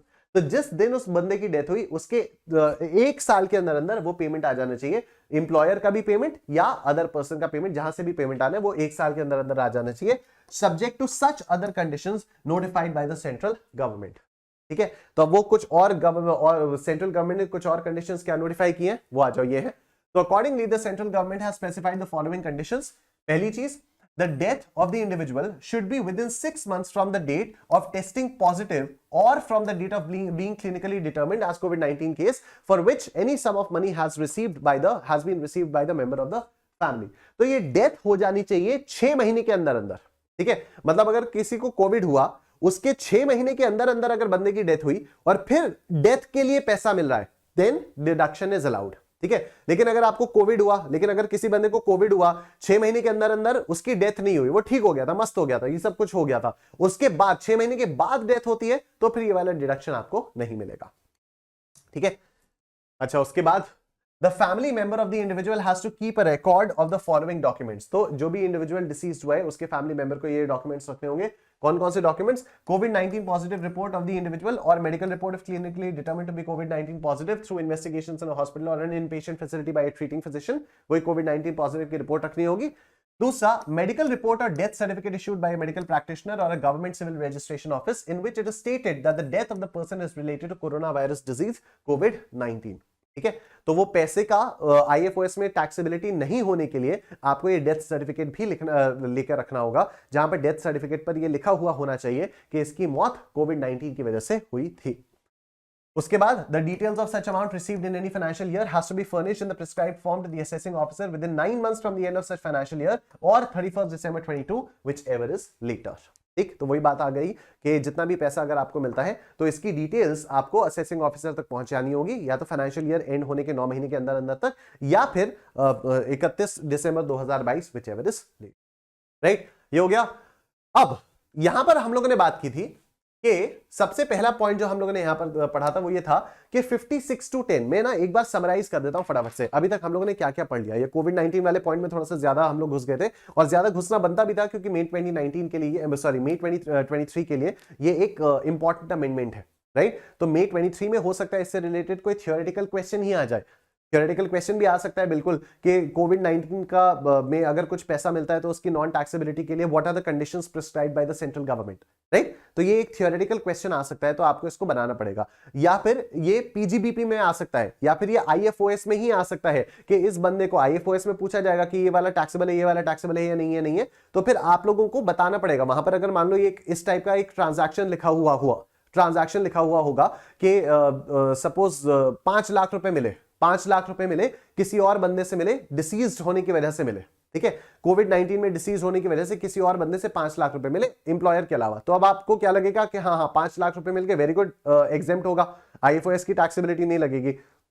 फिर अगर मान लो वहां पर लिखा हुआ है कि जो डेथ थी वो 6 महीने के अंदर अंदर तो हो ही गई थी, और लेकिन डेथ सर्टिफिकेट पर ये नहीं लिखा हुआ था, या जो भी पैसा मिला वो 9 महीने के अंदर अंदर या 31 December 2022 whichever is later के बारे इतने ड्यूरेशन में असेसिंग ऑफिसर को बताया ही नहीं गया कि ये पैसा मिल गया, या कोविड रिलेटेड डॉक्यूमेंट्स हमने संभाल कर रखे ही नहीं थे, कुछ भी इस टाइप की चीजें हुई, तो फिर आपको लिखना होगा कि हाँ फिर तो टैक्सेबिलिटी अट्रैक्ट होगी, फिर एग्जेम्पशन नहीं मिल पाएगा, राइट। तो चलो मैं आपको एक बार समराइज कर देता हूं कि अभी तक हम लोगों ने यहां पर क्या पढ़ा इनकम फ्रॉम अदर सोर्सेज में। तो सबसे पहले मैंने कहा कि तीन जगहों से आपको गिफ्ट्स मिल सकता है, money, movable property, immovable property. Money अगर आपको साल भर में हर जगह से मिलाकर 50,000 रुपए से ज्यादा का मनी मिलता है तो उस पर आपकी टैक्सेबिलिटी अराइज हो जाएगी। मूवेबल प्रॉपर्टी में दो चीजें आ सकती हैं, या तो मूवेबल प्रॉपर्टी आपको फ्री ऑफ कॉस्ट मिल जाएगी, तो अगर उसकी fair market value, aggregate fair market value 50,000 से ज्यादा है तो टैक्सेबिलिटी अराइज हो जाएगी। और अगर मूवेबल प्रॉपर्टी आपको इनएडिक्वेट कंसिडरेशन में मिली है, मतलब आपको सस्ते में मिल गई है, तो आप देखोगे कि एफएमवी और कंसिडरेशन के बीच का डिफरेंस क्या है। अगर डिफरेंस 50,000 से ज्यादा है तो जो भी डिफरेंस है वो आपका टैक्सेबल हो जाएगा। तीसरी चीज हम लोगों ने देखी इमूवेबल प्रॉपर्टी के केस में, तो इमूवेबल प्रॉपर्टी भी दो तरीके से गिफ्ट की जा सकती है, या तो आपको फ्री ऑफ कॉस्ट मिल गई या फिर आपको सस्ते में बेच दी गई। अगर आपको immovable property free of cost मिलती है तो आप देखोगे कि क्या उसी इमूवेबल प्रॉपर्टी की स्टैंप ड्यूटी वैल्यू उसके 50,000 रुपए से ज्यादा है। अगर हां तो पूरी की पूरी स्टैंप ड्यूटी वैल्यू पर टैक्स लग जाएगा, और ये पर प्रॉपर्टी देखा जाएगा, एग्रीगेट नहीं देखा जाएगा। दूसरा, अगर इमूवेबल प्रॉपर्टी सस्ते में मिलती है, तो इसमें दो चीजें देखते हैं कि क्या एसडीवी और कंसिडरेशन का जो डिफरेंस है वो 50,000 से ज्यादा है, पहली चीज। एंड दूसरी चीज हम देखते हैं कि क्या एसडीवी कंसिडरेशन के 110% से ज्यादा है। अगर ये दोनों ही कंडीशंस फुलफिल हो जाती हैं तो जो भी डिफरेंस होता है between SDV and consideration, that is taxable under the head IFOS, right. इसको ठीक करने के लिए, मतलब रियल एस्टेट बिल्डर्स को आराम देने के लिए एक इसमें अमेंडमेंट भी आया था। अमेंडमेंट ये आया था कि अगर आपकी बिल्डिंग जो है, अगर आप एक बिल्डर हो, आप स्टॉक एंड ट्रेड रखते हो स्टॉक इन मतलब अगर आपको कोई मूवेबल प्रॉपर्टी मिलती है, किसी बिल्डर से मिलती है, रेजिडेंशियल यूनिट होती है, किसी बिल्डर से मिलती है, उसके लिए स्टॉक इन ट्रेड था, आपके लिए कैपिटल एसेट है, और नवंबर से 30 जून 2021, कोई नवंबर वाली डेट थी, शायद 11 नवंबर थी या 10 नवंबर थी, 20 नवंबर थी, व्हाटएवर, 20 नवंबर 2020 से लेकर 30 जून 2021 के बीच में अगर आपको प्रॉपर्टी मिलती है, कंसिडरेशन 2 करोड़ या 2 करोड़ से कम होनी चाहिए, और ये जो है आपकी फर्स्ट अलॉटमेंट में होनी चाहिए, मतलब नया मकान आपको मिलना चाहिए। अगर ऐसा होता है तो फिर हम stamp duty value 110% of the consideration की जगह देखेंगे कि क्या वो कंसिडरेशन के 120% से ऊपर है, अगर हां तभी इस पर आईएफओएस की टैक्सेबिलिटी लगेगी। उसके बाद हमने सेक्शन 56 टू 10 के एक्सेप्शंस के बारे में बात की। हमने पहले तो मूवेबल प्रॉपर्टी के बारे में बात की थी। तो मूवेबल प्रॉपर्टी का मतलब मैंने आपको बताया था share, securities, jewellery, drawing, painting, sculpture, archaeological collections, any other work of art और बुलियन। उसके बाद मैंने आपको यह बताया कि कहां कहां ये नहीं लगेगा, 56 टू 10 की एप्लीकेबिलिटी नहीं आएगी। तो इसमें सबसे पहला पॉइंट हम लोगों ने पढ़ा था कि अगर आपको किसी रिलेटिव से पैसा मिलता है, या रिलेटिव से मूवेबल प्रॉपर्टी मिलती है, या रिलेटिव से मूवेबल प्रॉपर्टी मिलती है, तो उस पर टैक्सेबिलिटी नहीं अराइज होगी। उसके बाद मैरिज और contemplation of death, will, inheritance, ये सारी चीजें आई थी, राइट। यहां पर हमें यह समझना होगा कि रिलेटिव का मतलब क्या होता है, ठीक है। यहां पर हम लोग सबसे पहले यह समझेंगे कि रिलेटिव का मतलब क्या होता है। तो रिलेटिव के मतलब के लिए आप इधर देखो, सपोज ये हो आप, ये हो आप, ठीक है। तो आपका स्पाउस, अगर आप लड़के हो तो आपकी बीवी, अगर आप लड़की हो तो आपका पति, ये आपका रिलेटिव। आपके मम्मी पापा आपके रिलेटिव, आपके भाई बहन आपके रिलेटिव, आपके मम्मी पापा के जो भाई बहन है वो भी आपके रिलेटिव। मतलब मम्मी पापा के भाई बहन, मम्मी की बहन मौसी, मम्मी के भाई मामा, तो मामा मामी, ठीक है, मामा मामी, क्योंकि ये सिबलिंग्स जो है विद स्पाउस, तो मामा मामी भी रिलेटिव है, चाचा चाची भी रिलेटिव है, ताऊ ताई रिलेटिव है, बुआ फूफा रिलेटिव है, ठीक है, बुआ फूफा रिलेटिव है। और मदर फादर के lineal ascendant and spouse. Lineal ascendant and spouse का मतलब क्या हो गया, दादा दादी और नाना नानी। ये मेरे ये तो हो गई मेरी फैमिली, ये तो हो गई मेरी फैमिली, मेरे भाई बहन उनकी वाइफ्स, ठीक है, मेरे मम्मी पापा, मेरे मम्मी पापा के भाई बहन उनके हस्बैंड्स और वाइफ्स, और मेरे मम्मी पापा के मम्मी पापा, ठीक है, ये सारे मेरे रिलेटिव्स हो गए। अच्छा, अब मेरी जो स्पाउस है वो भी मेरी रिलेटिव होगी, स्पाउस के जो सिबलिंग्स होंगे उनके स्पाउस के साथ साथ वो भी मेरे रिलेटिव्स होंगे, स्पाउस के जो मम्मी पापा होंगे वो मेरे रिलेटिव होंगे, लेकिन स्पाउस के मम्मी पापा के जो भाई बहन होंगे उनके स्पाउस, ये मेरे रिलेटिव्स नहीं होंगे। मतलब चारू मैम के जो चाचा है वो इनकम टैक्स में मेरे रिलेटिव नहीं है, ठीक है। चारू मैम के जो चाचा है वो इनकम टैक्स एक्ट के हिसाब से मेरे रिलेटिव नहीं है, राइट। अच्छा, चारू मैम की जो लीनियल असेंडेंट है, मतलब मम्मी पापा के ऊपर, तो चारू मैम के दादा दादी मेरे भी रिलेटिव, चारू मैम के नाना नानी मेरे भी रिलेटिव हो जाते हैं, ठीक है जी। तो ये हो गई आपकी रिलेटिव की डेफिनेशन। उसके बाद आ जाओ, एचयूएफ के लिए रिलेटिव होता है कोई भी मेंबर ऑफ एचयूएफ, ठीक है। तो एचयूएफ को अगर किसी मेंबर से मिलता है कोई भी गिफ्ट वगैरह, तो एचयूएफ के हाथ में टैक्सेबल नहीं हो जाता है, क्योंकि वो उसको उसके रिलेटिव से मिला है।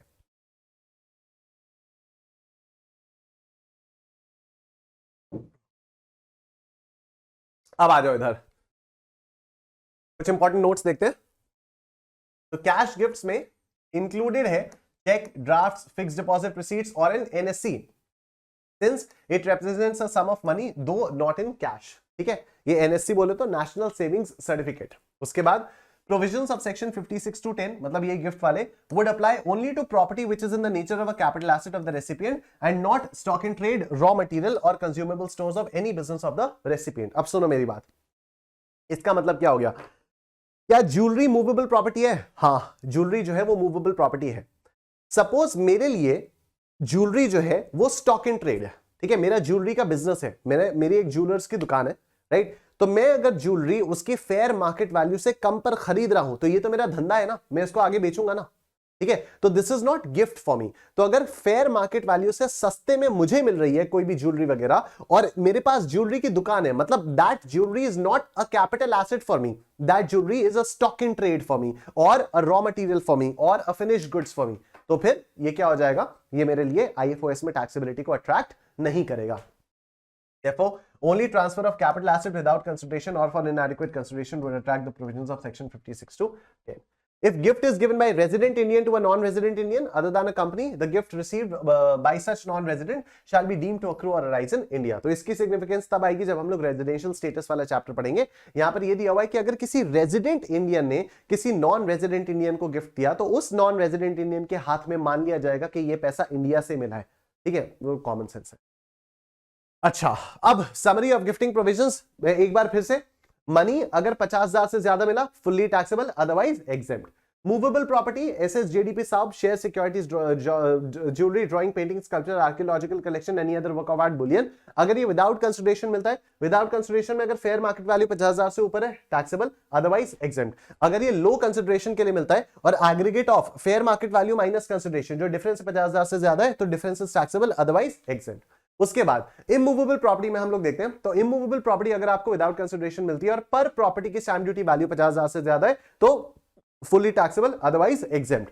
अगर आपको ये लो कंसिडरेशन के लिए मिलती है, पर प्रॉपर्टी एसडीवी माइनस कंसिडरेशन 50,000 से ज्यादा and stamp duty value should be greater than 110% of the consideration, तो difference between stamp duty value and consideration is taxable, otherwise exempt हो जाता है। और अब आओ हम लोग क्वेश्चंस पर आ जाते हैं। ठीक है, तो पहला क्वेश्चन नंबर 1 और 2 आप लोग अपने आप से कर लोगे क्लास के एंड में, जब क्लास खत्म हो जाएगी तो उसके बाद आप क्वेश्चन नंबर्स 1 और 2 कर लोगे। जितने भी क्वेश्चंस मैं यहां पर आपको कराऊंगा उससे पहले के जितने क्वेश्चंस होंगे मैं आपको बता दूंगा कौन कौन से क्वेश्चंस आपको करने हैं। ठीक है, तो सबसे पहले हम लोग यहां पर आ जाते हैं। ये मई 2011 में आया था 4 मार्क्स का, और आईसीआई के स्टडी मटेरियल का भी क्वेश्चन नंबर 4 है। आओ देखते हैं इसको। The following details have been furnished by Mrs Himali pertaining to the year ending 31 March 2023। ठीक है, कैश गिफ्ट मिला 51,000 रुपीज का, सुनते ही दिमाग में आता है टैक्सेबल। अब आगे देखते हैं। रिसीव्ड फ्रॉम हर फ्रेंड, अरे दोस्त से मिला और टैक्सेबल, लेकिन देखते हैं कहीं शादी के अवसर पर तो नहीं मिला। On the occasion of her षष्ट्यब्द पूर्ति, षष्ट्यब्द पूर्ति मतलब क्या हो जाता है? षष्ठी पूर्ति मतलब होता है 60 साल की एज कंप्लीट हो गई। ठीक है, तो वो वाला सेलिब्रेशन, तो वो तो एक्सेप्शंस में था नहीं, रिलेटिव मैरिज वगैरह था, ये 60 साल से ऊपर वाला तो था नहीं। A wedding function celebrated on her husband completing 60 years of age. अच्छा, तो पतिदेव 60 साल के ऊपर के हो गए थे, तो हिमाली जी ने एक फंक्शन किया और फिर से अपनी वो सालगिरह को दोहराया और कि हमारी ऐसे शादी हुई थी वगैरह वगैरह वगैरह वगैरह। ठीक है, तो 60 इयर्स से ऊपर हुए, क्या वाकई शादी हुई? नहीं। तो क्या ये 51,000 रुपए टैक्सेबल होगा जो दोस्त से मिला है? हाँ। लेकिन अगर यही 51,000 रुपए शादी के अवसर पर मिला होता तो क्या ये टैक्सेबल होता? नहीं होता। एक भले ही दोस्त से क्यों ना मिला हो। This was also her 25th wedding anniversary. हाँ, तो वेडिंग एनिवर्सरी पर मिला ना, तो भाई साहब ये 51,000 रुपए आपका टैक्सेबल हो जाएगा, ये 51,000 रुपए आपका टैक्सेबल हो जाएगा। उसके बाद देखो, on the above occasion a diamond necklace worth 2 lakh rupees was presented by her sister living in Dubai. तो ये तो सिस्टर तो रिलेटिव में आ जाती है, अपने सिबलिंग्स तो रिलेटिव में आ जाते हैं। तो 2 लाख रुपए का जो डायमंड नेकलेस मिला है, क्या उस पर भी टैक्स लगेगा? नहीं, उस पर टैक्स नहीं लगेगा। लेकिन क्या ये मूवेबल प्रॉपर्टी में आता है? हाँ, ज्वेलरी मूवेबल प्रॉपर्टी में आती है, बट क्योंकि ये ज्वेलरी मिली है रिलेटिव से, इसलिए टैक्स नहीं लगेगा। Next, when she celebrated her daughter's wedding on 21st February 2023, her friend assigned in Mrs. Himali's favor a fixed deposit held by the said friend in a scheduled bank. The value of the fixed deposit and the accrued interest on the said date was 52,000 rupees. अच्छा, तो हिमाली की बेटी की शादी हुई, हिमाली की बेटी की शादी हुई, और बेटी की शादी पर हिमाली के दोस्त ने एक अपनी एफडी 52,000 रुपए की एफडी हिमाली के नाम पर ट्रांसफर कर दी। तो एक तरह से कैश गिफ्ट तो हो गई 52,000 रुपए की। सवाल उठता है कि इस पर टैक्सेबिलिटी होगी या नहीं होगी। ठीक है, अब देखो यहां पर टैक्सेबिलिटी अराइज हो जाएगी, यहां पर 52,000 रुपए पर भी टैक्स लगेगा। पता है क्यों? क्योंकि शादी किसकी है? हिमाली की शादी है क्या? नहीं ना, हिमाली की बेटी की शादी है। तो हिमाली की बेटी की अगर शादी है तो हिमाली की बेटी को गिफ्ट दो ना, शादी बेटी की हो रही है, मां को क्यों गिफ्ट दे रहे हो? राइट, तो ये वाली बात है।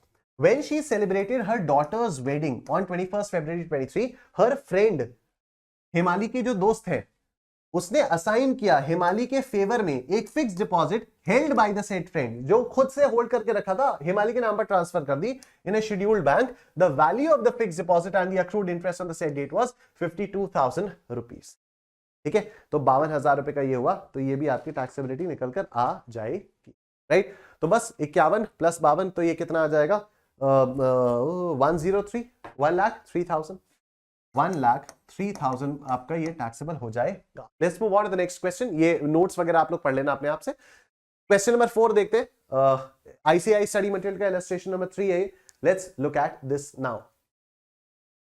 काफी interesting question. Discuss the taxability or otherwise of the following in the hands of the recipient under section 56 to 10 of the Income Tax Act 1961. तो taxability है या नहीं होगी, तो उसको हम लोगों को डिस्कस करना है. आओ देखते हैं. Akhil HUF received 75,000 rupees in cash from the niece of Akhil, that is daughter of Akhil's sister. Akhil is the karta of the HUF. ठीक है, तो HUF के लिए रिलेटिव कौन होगा? HUF के मेंबर्स रिलेटिव होंगे, मतलब स्पाउस और बच्चे, दैट्स इट. ठीक है, HUF का मतलब क्या होता है? मैं, मेरी बीवी, मेरे बच्चे, हम 4 लोग या 2-3 लोग या 4 लोग, पता नहीं कितने बच्चे, तो मैं, मेरी वाइफ और मेरे जितने भी बच्चे होंगे, हम होंगे निशांत कुमार HUF के मेंबर्स और निशांत कुमार HUF के रिलेटिव्स. ठीक है, लेकिन अब यहां पर अखिल HUF को कहीं से कुछ मिल रहा है. कहां से मिल रहा है? अखिल की, किससे मिल रहा है? अखिल की बहन की बेटी से मिल रहा है. अखिल की बहन की बेटी से मिल रहा है. तो पहली बात तो अखिल की बहन ही HUF में नहीं है, और उसकी बहन की बेटी कहां से आ जाएगी HUF में? तो क्या ये मेंबर से मिला? नहीं, मेंबर से नहीं मिला. तो क्या ये रिलेटिव से मिला? नहीं, ये रिलेटिव से नहीं मिला. क्या इसकी वैल्यू 50,000 से ऊपर है? हां, इसकी वैल्यू 50,000 से ऊपर है. तो क्या ये टैक्सेबल होगा? हां, ये टैक्सेबल हो जाएगा. Next, Nitisha, a member of our father's HUF. तो नितिशा जो है अपने फादर की HUF की मेंबर है. Transferred a house property to the HUF without consideration. Stamp duty value of the house property is 9 lakh rupees. अच्छा, अगर ये अपने फादर की HUF की मेंबर है, तो मतलब HUF के लिए तो रिलेटिव हो गई, और अगर रिलेटिव से कुछ भी मिलता है, करोड़ों का भी मिल जाए, तो उस पर टैक्स नहीं लगता है. तो ये 9 लाख रुपए आपका नॉन टैक्सेबल हो जाता है. अंदर रीजंस आप लोग पढ़ लेना, मैं आपके साथ डिस्कस कर ले रहा हूं. उसके बाद देखो, Mr. Akshat received 100 shares of A Limited from his friend as a gift on the occasion of his 25th marriage anniversary. Okay, A Limited के shares मिले, 100 shares मिले. किस अवसर पर मिले? दोस्त से मिले पहली बात तो, और किस अवसर पर मिले? शादी पर मिले क्या? नहीं, 25वीं शादी की सालगिरह पर मिले. The fair market value on that date was 100 rupees per share. तो वैल्यू कितनी आ जाएगी? 100 into 100, 10,000. He also received jewelry worth 45,000 rupees fair market value from his nephew on the same day. अच्छा, तो आ जाओ एक एक करके बात करते हैं. सबसे पहली तो बात 100 into 100, ये क्या? 10,000 रुपए के जो शेयर्स मिले, ये जो 10,000 रुपए के शेयर्स मिले, और उसके बाद ये मिले आपको 45,000 रुपीज की. पहली बात तो 10,000 रुपए के जो शेयर्स मिले, राइट, ये टैक्सेबल, और ये फेयर मार्केट वैल्यू, ये भी आपका टैक्सेबल हो जाएगा. आओ देखते हैं इसको, ये टैक्सेबल हो जाएगा. As per the provisions of section 56 to 10, in case the aggregate fair market value of the property other than immovable property received without consideration exceeds 50,000 rupees, the whole of the aggregate value shall be taxable. Right, तो यहां पर आपको shares भी मिल रहा है, यहां पर आपको ज्वेलरी भी मिल रही है. तो movable properties, total movable properties का क्या हो गया? देखो, इंडिविजुअली आप अगर देखो तो शेयर्स जो है ये 10,000 के मिले, और जो भी ज्वेलरी है ये 45,000 की मिली. तो इंडिविजुअल वैल्यू 50,000 से ऊपर की नहीं जा रही है, लेकिन इंडिविजुअल एग्रीगेट वैल्यू 50,000 से ऊपर की जा रही है, तो ये टैक्सेबल हो जाएगा. जो पर प्रॉपर्टी वैल्यू देखते हैं ना, वो इमूवेबल प्रॉपर्टी में देखते हैं, मूवेबल प्रॉपर्टी में नहीं. मूवेबल प्रॉपर्टी में एग्रीगेट वैल्यू देखी जाती है. तो ये 10,000 प्लस 45,000, 55,000 हो गया, तो इसलिए ये टैक्सेबल हो गया है. Now, Kishan HUF gifted a car to the son of Karta for achieving good marks in 12th board examination. The fair market value of the car is 5,25,000 rupees. Definitely non-taxable, क्योंकि car जो है वो movable property के definition में आती ही नहीं है. Movable property के डेफिनेशन में क्या आता है? SS JDP साउब, shares, securities, jewelry, drawing, painting, sculpture, archaeological collections, any other work of art or bullion. Next, Miss Karina purchased a land from PMC company, a partnership concern, for 7,15,000 रुपए. Stamp duty value of the same was 12 lakh रुपए. ठीक है, आओ सबसे पहले हम लोग देखते हैं कि कैलकुलेटर देवता कैसे आएंगे. कैलकुलेटर देवता आ गए. अब देखो यहां क्या हुआ? 12 लाख माइनस 7,15,000 रुपए. 12 लाख माइनस 7,15,000 रुपए कितना आया? 4,85,000 रुपीज आया. क्या कंसिडरेशन और स्टैम्प ड्यूटी वैल्यू का जो डिफरेंस है वो 50,000 से ज्यादा है? हाँ, ज्यादा है. पहली कंडीशन सैटिस्फाई. दूसरी, क्या स्टैम्प ड्यूटी वैल्यू कंसिडरेशन के 110% से ज्यादा है? तो कंसिडरेशन थी 7,15,000, 7,15,000 इंटू 110/100, ये आता है 786,500. तो क्या ये 12 लाख रुपए 786,500 से ज्यादा है? हाँ. तो टैक्सेबल कितना होगा? 12 लाख माइनस 7,15,000. जो गिफ्ट वाला अमाउंट है वही तो टैक्सेबल होगा. मतलब ये मत कर देना 12 लाख माइनस 786,500, नहीं, टैक्सेबल अमाउंट होगा 12 लाख माइनस 7,15,000. तो 12 लाख माइनस 7,15,000, ये आएगा आपका 4,85,000। आई एम श्योर सब कुछ समझ में आ गया। बोलो निश्चित फॉरएवर, बोलो निश्चित फॉरएवर। ठीक है, ये हो गया है आप लोगों का। ठीक, अच्छा आगे क्वेश्चन नंबर 5 देखते हैं। क्वेश्चन नंबर 5 देखो आप, what is the question number 5? एक सेकंड रुकना यार।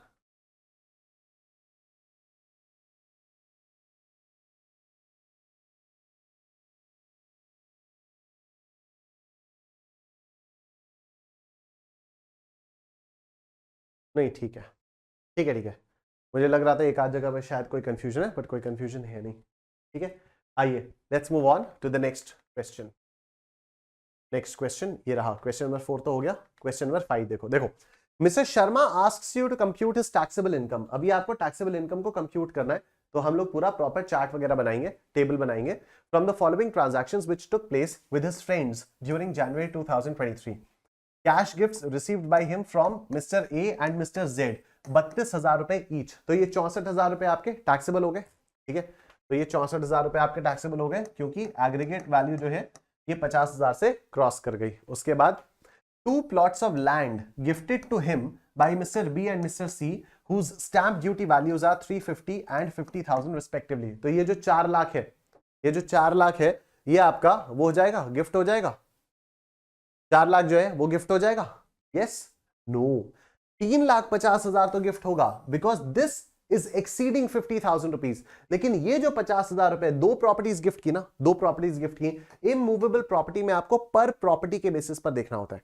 तो एक इमूवेबल प्रॉपर्टी का जो प्राइस है वो तो 3.5 लाख है, 50,000 से ज्यादा है, तो वो तो टैक्सेबल होगा। लेकिन ये जो 50,000 वाली प्रॉपर्टी है, इस पर कोई टैक्सेबिलिटी नहीं होगी, क्योंकि इसने 50,000 को एक्सीड नहीं किया है। राइट, एग्रीगेट हम इमूवेबल प्रॉपर्टी के केस में नहीं देखते, इमूवेबल प्रॉपर्टी के केस में हम लोग पर प्रॉपर्टी की वैल्यू देखते हैं। तो यहां पर plot of land receive from mister be fully taxable, SDV जो है 50,000 से ज्यादा हो जा रही है, तो 3,50,000 रुपए ये आ गया। और दूसरे वाले की कुछ भी नहीं होगी। तो plot of land receive from mister C not taxable as SDV does not exceed 50,000 rupees. Next, he purchased a residential house at 6 lakh rupees from Mr. D, which was not registered, but the prevalent stamp value of which was 7,50,000 rupees। ठीक है, तो पहली बात तो इन दोनों का अगर difference देखें तो 1.5 लाख रुपए आ रहा है, जो कि 50,000 से ज्यादा आ रहा है। अच्छा, अब दूसरी चीज हम देखें तो 7,50,000 क्या 110% ऑफ 6 लाख से ज्यादा है? यस, 110% ऑफ 6 लाख कितना आएगा? 6,60,000 आएगा। ठीक है, 60,001 है, इसका 10%, तो 6 लाख प्लस 10% ऑफ 6 लाख कितना? 6,60,000। तो 750 इज डेफिनेटली ग्रेटर देन 6,60,000। तो टैक्सेबल कितना होगा? 750 माइनस 6 लाख। ठीक है, नॉट 750 माइनस 660, 750 माइनस 6 लाख। जितना गिफ्टेड अमाउंट है वो आपका टैक्सेबल हो जाएगा। तो 1.5 लाख रुपए आपका यहां पर टैक्सेबल आ जाएगा। 1.5 लाख रुपया आपका यहां पर टैक्सेबल आ गया। अ sculpture and jewellery worth 50,000 and 35,000 respectively were gifted bye mister E and mister F. तो ये देखो, दोनों के दोनों मूवेबल प्रॉपर्टीज हो गई। ठीक है, sculpture is also movable property, और ठीक है, jewellery is also movable property. और मूवेबल प्रॉपर्टीज का जो एग्रीगेट है 50 प्लस 35 कितना? 85 आया। ये पूरा का पूरा 85 आपका टैक्सेबल हो जाएगा। तो पूरा 85,000 आपका टैक्सेबल हो जाएगा। उसके बाद आगे देखो, a silver coin purchased by him at 10 lakh rupees from Mr. G when prevalent market value is 10.5 lakh rupees, and shares purchased by him at 3 lakh rupees from Mr. H when fair market value thereof was 3.3 lakh rupees। ठीक है जी, आ जाओ इसको देखते हैं। तो यहां पर क्या हुआ कि पहले सिल्वर कॉइन के बारे में बात करते हैं। सिल्वर कॉइन क्या हो गया? ज्वेलरी में आ जाएगा। ठीक है, सिल्वर कॉइन ज्वेलरी में आ जाएगा। तो अब ये मूवेबल प्रॉपर्टी है, 10 लाख रुपए में खरीदा गया। मार्केट प्राइस क्या था? मार्केट वैल्यू 10.5 लाख की थी, तो 50,000 का एक्सेस हुआ, 50,000 का एक्सेस हुआ। shares purchased by him at 3 lakh rupees from Mr. H when fair market value was 3.3 lakhs। तो 30,000 का यहां पर गिफ्ट हुआ, 30,000 का यहां पर गिफ्ट हुआ। मूवेबल प्रॉपर्टी के केस में हम पर प्रॉपर्टी देखते हैं या एग्रीगेट देखते हैं? एग्रीगेट देखते हैं। तो एग्रीगेट कितना गिफ्ट हुआ? एग्रीगेट 80,000 का गिफ्ट हुआ। क्या ये 80,000 50,000 से ज्यादा है? हाँ, तो ये 80,000 पूरा आपका यहां पर टैक्सेबल हो जाए, ये 80,000 आपका टैक्सेबल हो जाएगा। Next, a diamond ring purchased at 50 lakh rupees from Messrs Pearl Jewels, a jewelry shop of his close friend। अपने दोस्त की ज्वेलरी फ्रेंड से एक डायमंड रिंग खरीदी 50 लाख रुपए की, when the fair market value was 55 lakh rupees, fair market value 55 lakh रुपए की थी। तो 5 लाख रुपए एक तरह से गिफ्ट हुआ, अपने दोस्त की दुकान से 50 लाख का रिंग खरीदा, 50 लाख की रिंग खरीदी जिसकी वैल्यू 55 लाख थी, तो 5 लाख की गिफ्ट हुई। ठीक है, ज्वेलरी एफएमवी ग्रेटर देन 50,000 से ज्यादा का डिफरेंस है तो फिर टैक्सेबल होगा 5 लाख रुपए। लेकिन आगे देखो, for the purpose of Sharma gem and jewellery mart, a jewellery shop owned by mister Sharma. तो मिस्टर शर्मा नहीं, यही तो है मिस्टर शर्मा, मिस्टर शर्मा के बारे में बात कर रहे हैं हम लोग। मिस्टर शर्मा ने अपनी ज्वेलरी की दुकान के लिए अपनी किसी क्लोज फ्रेंड की ज्वेलरी की दुकान से 50 लाख में रिंग खरीदी। तो क्या ये रिंग अब मिस्टर शर्मा के लिए एज अ कैपिटल एसेट रहेगी? नहीं, ये as a stock in trade आ जाएगी। और जैसे ही as a stock in trade आती है तो यहां पर आईएफओएस की टैक्सेबिलिटी के प्रोविजंस अट्रैक्ट नहीं होते हैं, तो यहां पर कोई टैक्स नहीं लगेगा। आओ सर देखते हैं। तो we have 64,000 plus 3,50,000 plus 1,50,000 plus 85,000 plus 80, ये आ जाता है 7,29,000। 7,29,000 ये आपका निकल कर आ जाता है। मैं थोड़ा सा पानी पी लेता हूं और उसके बाद फिर हम लोग आगे बढ़ते। ठीक है सर, ये आ गया 7,29,000 rupees.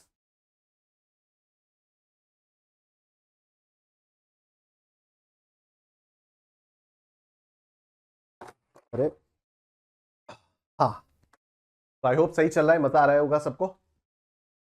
Let's move on, next question, question number 8। Question number 8 पर आते हैं। तो क्वेश्चन नंबर 6 और 7 आप अपने आप से कर लीजिएगा। Let's look at question number 8 now. देखो, Miss Mohini transferred a house to her friend Miss Ragini for 35 lakh rupees on 1 October 2022। ठीक है, मई 2015 का क्वेश्चन है, 8 नंबर का। आओ देखते हैं। मिस मोहिनी ने अपनी एक दोस्त रागिनी को यह हाउस ट्रांसफर किया 35 लाख रुपए का ऑन 1 अक्टूबर 2022।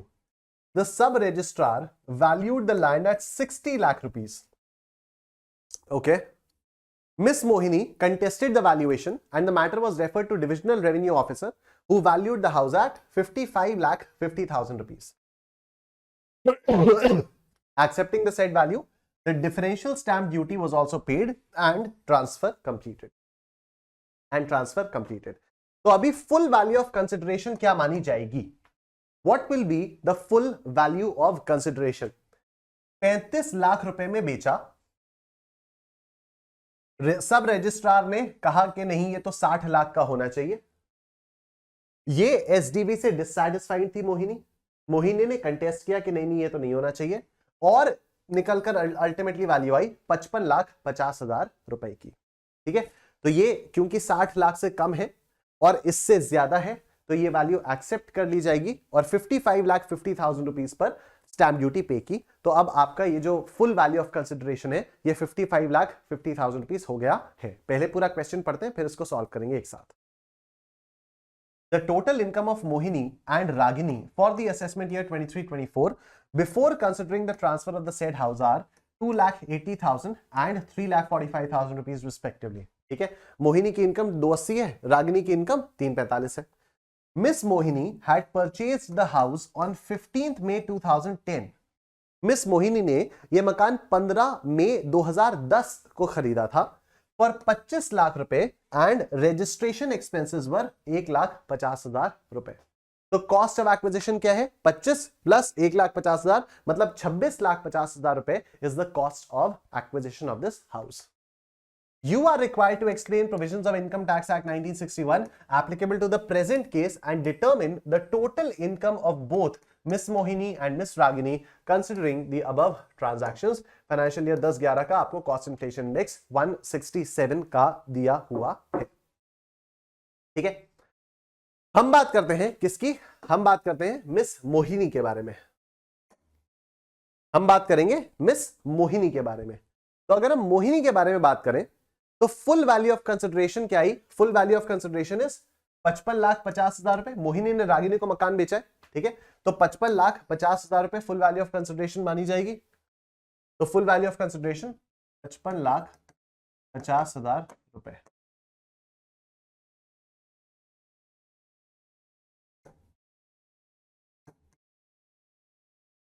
ठीक है, 55,50,000 रुपए, ये आपकी फुल वैल्यू ऑफ कंसिडरेशन निकल कर आ गई है।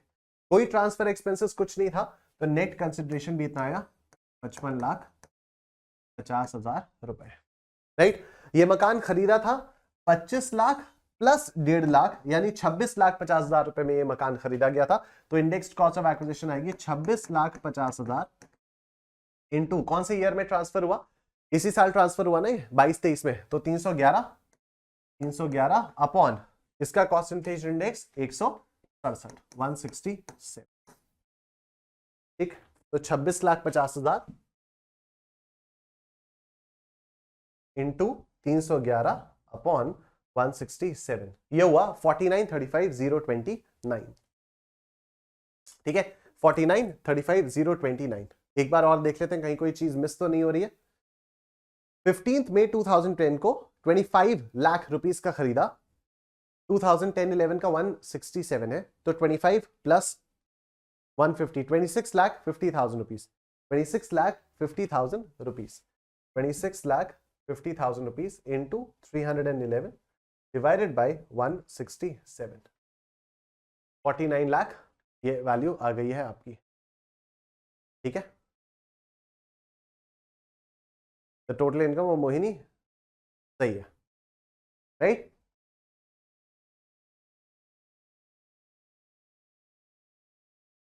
कुछ तो मुझे लग रहा है कि मेरे से कैलकुलेशन में प्रॉब्लम हो रही है, मैं एक बार ट्राई करूं क्या। कितना है ये, 25 लाख रुपए प्लस 1.5 लाख रुपए, 25 लाख रुपए प्लस 1.5 लाख रुपए। अगर हम लोग देखें 25 लाख रुपए प्लस 1.5 लाख रुपए, तो चलो पूरा कैलकुलेटर पे ही कर लेते हैं इसको। Some mistake in calculation, 25 lakh plus 1.5 lakh into 311 by 167, ठीक। तो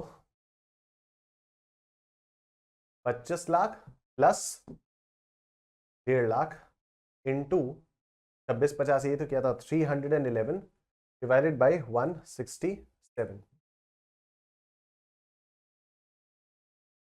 अरे 311 क्यों कर रहा हूं मैं, 331 है ना ये, हाँ यार ये तो पंगा है, 331 है, 331 है।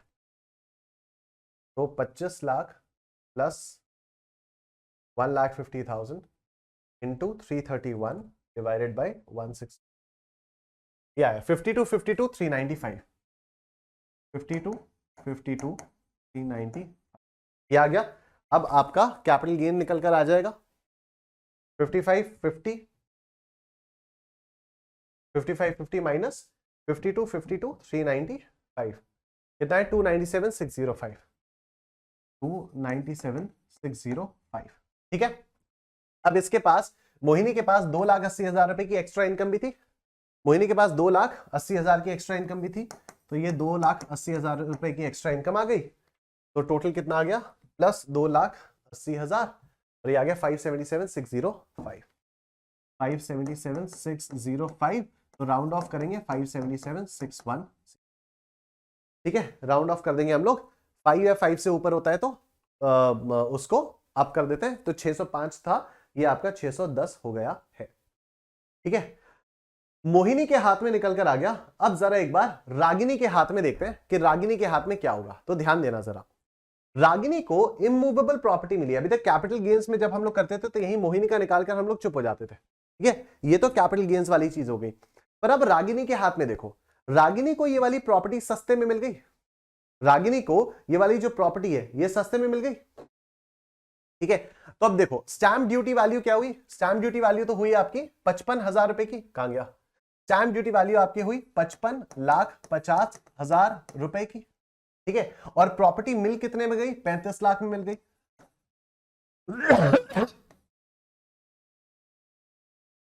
डिफरेंस क्या है, minus 35 lakh, 55,50,000 minus 35 lakh, difference है 20,50,000 का, ठीक। एंड ऑब्वियसली ये जो स्टैंप ड्यूटी वैल्यू है ये कंसिडरेशन के 110% से ज्यादा दिख ही रही है, देख लो 35 लाख इंटू 110 डिवाइडेड बाई 100, 3850, उससे तो ज्यादा ही है। तो ये जो डिफरेंस है 20,50,000 का, ये टैक्सेबल हो जाएगा 56 to 10 के अंदर। ये जो डिफरेंस है ये आपका 56 to 10 के अंदर टैक्सेबल हो जाएगा। अच्छा, दूसरी बात, इसकी जो अदर इनकम थी वो कितनी थी? 3,45,000 की थी रागिनी की। तो इसमें 3,45,000 हम और जोड़ देंगे और टोटल रागिनी की इनकम जो टैक्सेबल होगी वो होगी 20,50,000 प्लस 3,45,000 रुपए की, ये आएगी 23,95,000। 23,95,000 rupees will be taxable in the hands of miss Ragini. तो ये सारी चीजें यहां पर दी हुई हैं, समझा कर दिया हुआ है, आप इसको पढ़ सकते हो। 23,95,000 रुपीज ये आपका निकल कर आ गया है। आई एम श्योर आप सबको समझ में आ गया। बोलो निश्चय फॉरएवर, बोलो निश्चय फॉरएवर, निश्चय फॉरएवर, बोलो निश्चय फॉरएवर। ठीक है, आइए आगे चलते हैं। Cost of acquisition and date of acquisition for the receiver of gift. अभी गिफ्ट मिला तो उसके लिए कॉस्ट ऑफ एक्विजिशन क्या मानी जाएगी? कभी ना कभी तो इस गिफ्टेड वैल्यू को वो बेचेगा ना, कभी ना कभी वो इस गिफ्टेड मूवेबल प्रॉपर्टी को या इमूवेबल प्रॉपर्टी को वो बेचेगा। तो उसके लिए हमें फिर कैपिटल गेन्स देखना पड़ेगा, राइट? अगर मेरे पास कोई गिफ्ट मिली, मेरे को कोई मूवेबल प्रॉपर्टी या कोई इमूवेबल प्रॉपर्टी मेरे को गिफ्ट मिली, उसको मैं आगे चलकर बेचूंगा, तो ये देखना होगा ना कि उसका पीरियड ऑफ होल्डिंग क्या था, जैसे शॉर्ट टर्म या लॉन्ग टर्म हम डिसाइड कर पाए, या उसका कॉस्ट ऑफ एक्विजिशन क्या था। तो जिसको गिफ्ट मिलता है उसके लिए कॉस्ट ऑफ एक्विजिशन क्या माना जाता है और डेट ऑफ एक्विजिशन क्या मानी जाती है। तो देखो, कॉस्ट ऑफ एक्विजिशन क्या माना जाता है? If the receiver of gift has paid tax under the head income from other sources on the difference between the stamp duty value and consideration, then stamp duty value shall be taken to be the cost of acquisition for the receiver of the gift। ठीक है, जैसे पिछले वाले case में रागिनी को मिल कितने में गई थी? 35 लाख रुपए में मिल गई थी, लेकिन रागिनी ने जो भी डिफरेंस था उसको पे कर दिया था ना, उस पर आईएफओएस में टैक्स पे कर दिया था। तो अब रागिनी नहीं, मोहिनी, रागिनी ने तो प्रॉपर्टी ट्रांसफर की थी मोहिनी को, राइट? इस वाले केस में हम लोग बात करें तो मोहिनी के लिए कॉस्ट ऑफ एक्विजिशन क्या मानी जाएगी? मोहिनी के लिए कॉस्ट ऑफ एक्विजिशन 35 लाख नहीं मानेंगे, मोहिनी के लिए कॉस्ट ऑफ एक्विजिशन 55,50,000 रुपए मांगेंगे, क्योंकि जो डिफरेंस था उस पर ये टैक्स दे चुकी है। ठीक है, ऑब्वियस है ना, लॉजिकल सी बात है। अगर आपने मोहिनी के लिए कॉस्ट ऑफ एक्विजिशन 35 लाख मान ली, अगर कॉस्ट ऑफ एक्विजिशन आपने कम कर दी तो कैपिटल गेन ज्यादा आ जाएगा, तो डबल टैक्स हो जाएगा। तो ये जो डिफरेंस है इस पर फिर से टैक्स लग जाएगा, राइट? तो ये गड़बड़ हो जाएगा। तो ये सरकार कहती है कि नहीं, ये हम नहीं करेंगे। तो देखो, अगर गिफ्ट के रिसीवर ने टैक्स पे कर दिया है under the head income from other sources on the difference between the stamp duty value and consideration, तो stamp duty value shall be taken to be the cost of acquisition for the receiver of the gift for the purpose of calculating capital gains in case he sells the asset further. तो अगर मोहिनी आगे बेचती है तो उसके लिए इस मकान की कॉस्ट ऑफ एक्विजिशन क्या आएगी? 55,50,000 रुपए। If the receiver of the gift has not paid tax under the head income from other sources because the gift might have been received from a relative or on marriage etc, कुछ भी हो सकता है। ठीक है, मेरे को एक हाउस प्रॉपर्टी मिल गई, मेरे को एक हाउस प्रॉपर्टी मिल गई शादी के शुभ अवसर पर, या किसी रिलेटिव ने दे दिया, पापा ने मेरे को कोई मकान गिफ्ट कर दिया, राइट? तो अब पापा से मकान मिला है तो मेरे हाथ में आईएफओएस में तो टैक्सेबिलिटी नहीं होगी, लेकिन आगे चलकर जब मैं इस मकान को बेचूंगा तब देखो, then cost to the previous owner shall be taken to the cost of acquisition for the receiver of the gift for the purpose of calculation of capital gains in case he sells the asset further। तो जिस cost per पापा ने खरीदा था वही मेरी भी cost मान ली जाएगी, cost to the previous owner मान लिया जाएगा। डेट ऑफ एक्विजिशन कब मानेंगे? अगर इनकम फ्रॉम अदर सोर्सेज में टैक्स पे कर दिया है तो जिस दिन से गिफ्ट मिला उसी दिन से आपकी डेट ऑफ एक्विजिशन मानी जाएगी। लेकिन अगर इनकम फ्रॉम अदर सोर्सेज में टैक्स नहीं पे किया है तो फिर प्रीवियस ओनर की डेट मान ली जाएगी।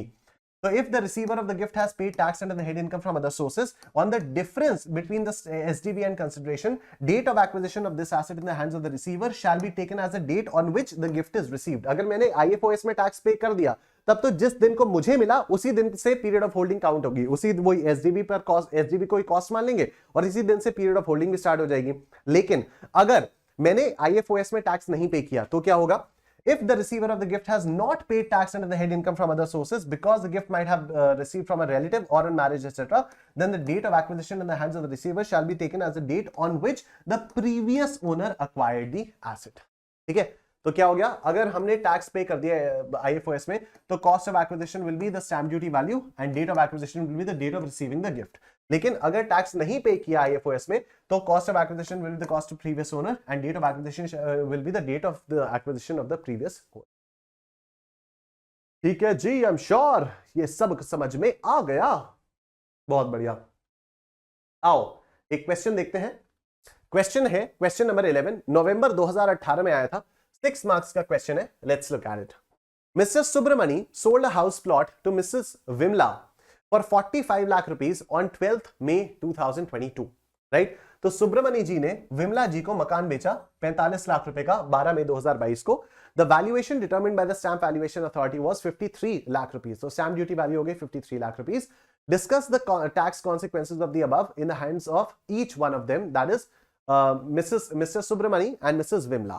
ठीक है, यहां पर तो टैक्स कॉन्सिक्वेंसेज हम बहुत आराम से निकाल लेंगे। क्या निकालेंगे कि इसने full value of consideration, Subramani के लिए full value of consideration 53 lakh rupees मानी जाएगी। क्यों? क्योंकि 53 माइनस 45 का जो भी डिफरेंस है वो 50,000 से ज्यादा है, पहली बात। फिर 45 के 110% से ज्यादा ही है ये 53 लाख, है ना, ऐसा लगता है मेरे को।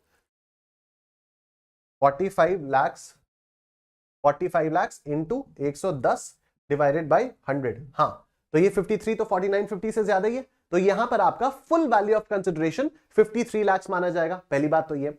दूसरी बात, विमला के हाथ में आईएफओएस में टैक्सेबिलिटी आ जाएगी। विमला के हाथ में आईएफओएस में टैक्सेबिलिटी आ जाएगी। क्यों? क्योंकि डिफरेंस 50,000 से ज्यादा है। अच्छा सॉरी, जब बेचने पर डिफरेंस 50,000 से ज्यादा है या नहीं ये नहीं देखते। बेचने पर जब कैपिटल गेन्स हम कैलकुलेट करते हैं, जैसे यहां पर अभी सुब्रमणी ने विमला को बेचा, तो सुब्रमणी के हाथ में ही कैलकुलेशन करते समय हम ये नहीं देखेंगे कि डिफरेंस 50,000 से ज्यादा है या नहीं है। हम सिर्फ इतना देखेंगे कि एसडीवी कंसिडरेशन के 110% से ज्यादा है, वो है। तो सुब्रमणी के हाथ में FVOC full value of consideration 53 lakh रुपए की मानी जाएगी। विमला के हाथ में अगर हम लोग देखें तो विमला को जो डिफरेंस है वो 50,000 रुपए से ज्यादा है, मतलब इतने सारे रुपए का गिफ्ट मिला, और जो स्टैम्प ड्यूटी वैल्यू है वो इससे ज्यादा की है, कंसिडरेशन के 110% से ज्यादा है। तो फिर जो डिफरेंस होगा वो विमला के हाथ में आईएफओएस में टैक्सेबल हो जाएगा। ठीक है, विमला के हाथ में आईएफओएस में डिफरेंस टैक्सेबल हो जाएगा। तो कितना डिफरेंस है? 53 माइनस 45, तो 8 लाख रुपए। 8 लाख रुपए will be taxable in the hands of 8 lakh रुपए will be taxable in the hands of Mrs. Vimla as IFOS।